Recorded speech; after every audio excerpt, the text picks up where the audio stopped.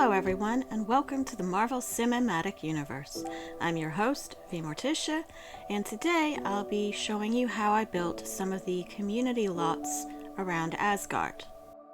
Now, I don't want to have to recreate the entire parks. I'm terrible with plants and landscaping and the like. I'm still kind of amazed I managed to make these in the first place. So instead I'm going to show you a few of the features in these parks, starting with the lights here.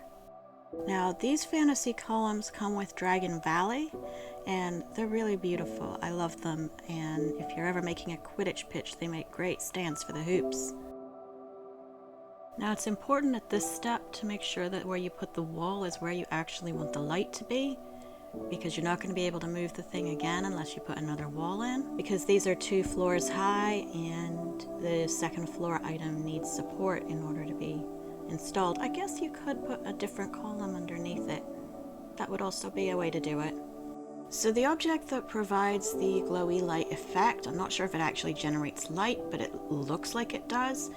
It's one of the objects you get with Showtime, and it's called the siMCU. What is it? So it looks pretty now, but it doesn't actually generate light at ground level. Even if the what is it generates light, it's on the second floor, so I go into the Buy Debug menu to get a light source. And for all this pretty ornamentation around the fountain, all I really did was recolor some tiles and use Control F to put quarter tiles down instead of full tiles. It all comes from the tiles section of the flooring, and then the fountain itself I think is one of the Buy Debug ones.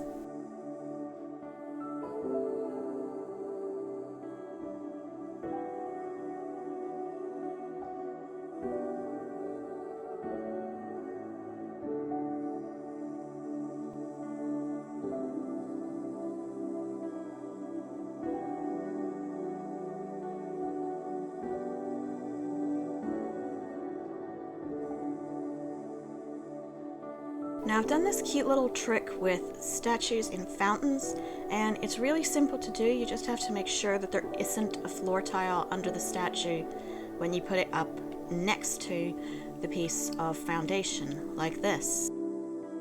Now, sometimes if you save and then replace that lot, the statue will jump up to be a full floor up, but it's still pretty easy to just put it back there like this.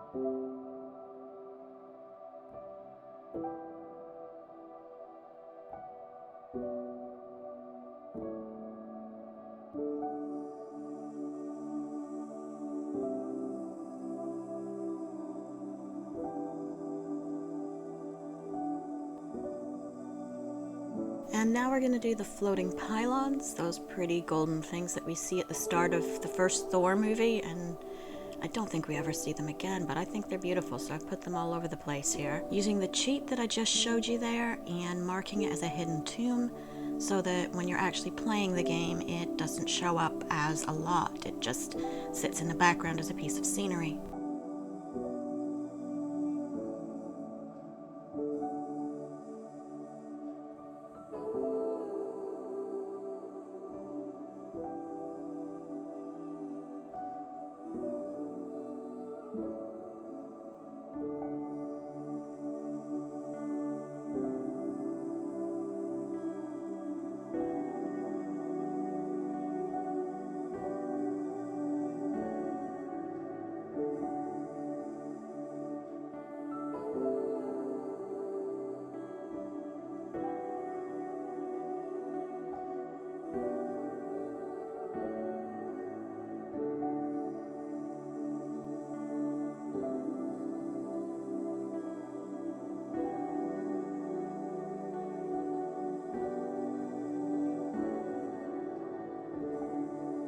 And that's it for today.